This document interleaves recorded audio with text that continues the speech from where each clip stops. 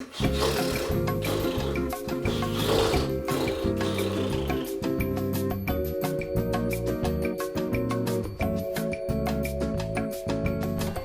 have been at the school for just under 10 years now. Wow. I think in so many years of watching head girls and head boys making their way through their campaigns, there's always this ambition to them that is contagious. So my motivation to reach Room 11 and become head girl goes way back, from the first time I watched a head girl speech.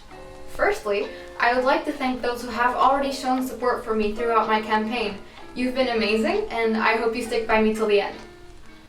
Really? I think I could say I've watched most of you grow up from when you were in prep, which does make me feel a little old now, but spending so long in our small community has allowed me to get to know you.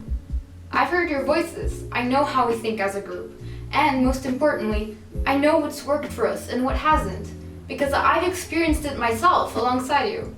That's why my aim in standing here isn't to point out the age-old problems in the school that have been repeated over and over in the teach hall each year, because I know you know about them, and I haven't waited 6 years to come here and tell you what you're smart enough to see for yourselves.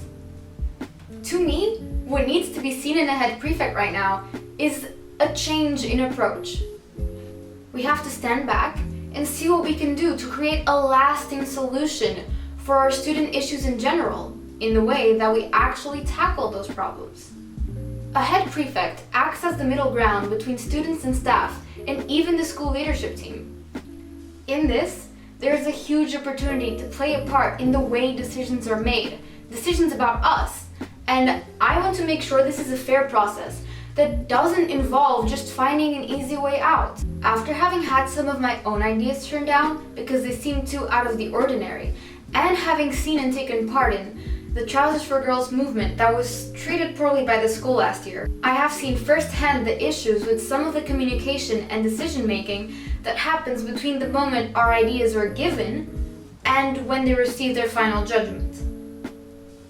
The first step for me is to enable us and our views to get through to leadership easily, to see to it that we establish good communications with the staff, and to make sure that your voices really mean something and that no one is turned down without being heard.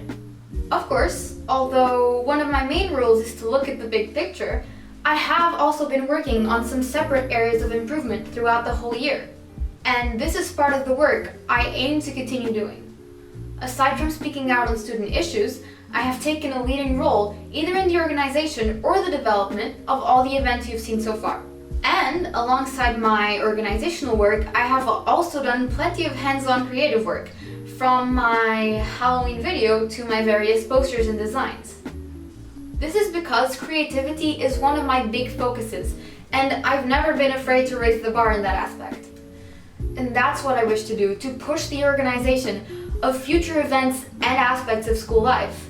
Raise the bar. The reason this is important is that when you raise the bar, others tend to follow, and it only takes one risky idea to expand the whole scale in which we work.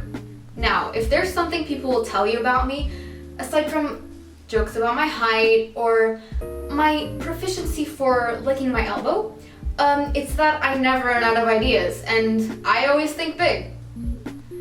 Now that I have told you quite extensively where I stand on things, the rest is up to you. But if you do vote for me, one thing's for certain, one way or another, this head girl's gonna change things up.